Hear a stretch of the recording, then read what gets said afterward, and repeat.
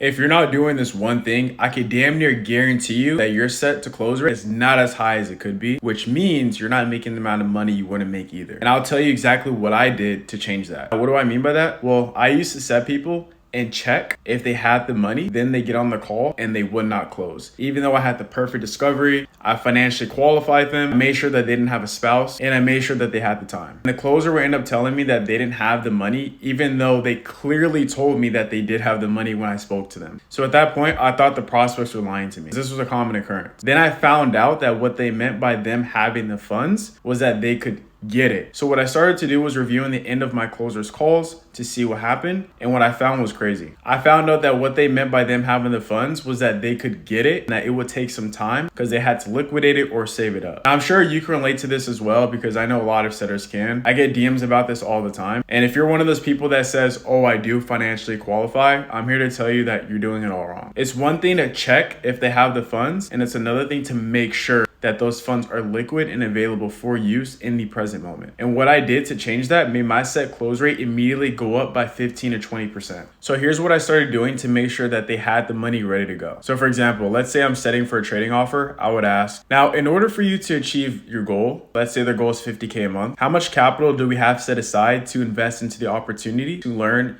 and increase your trading ability to make that change? Now, once they tell me how much they have set aside, let's say it's 5K, I'll then say, now, is that for trading specifically, or can you use that to invest into yourself to get the proper help with trading? Now, what I just did there is I'm tying down on if they have the money at the moment. That's mandatory. Now, once they let me know that this is money for help and not trading, I'll then ask them, okay, cool. Now, sometimes when I ask people that question, they'll say, yeah, I have it. I just need like a week or two to save it up. Is that the case with you, or is this something that you already have at the moment? Again, I'm not asking for this now. Now, they'll then tell me either A, that they have the money at the moment, or B, that they don't have the money and that they'll need time to save it up or liquidate it. Now, if they tell me they have the money at the moment, I'll go ahead and continue on with the call. And if they tell me that they don't have the money at the moment and that they need time, I'll figure out, okay, how much time do they need set aside to be able to come up with the money, so then I can go ahead and check up on them. So let's say, for example, it's gonna take a lead a week to come up with the money, then follow up with them and check up on them in that week. Start doing this in your setting calls. I guarantee you'll see a change in your set to close rate. Share this with a friend and follow for more tips.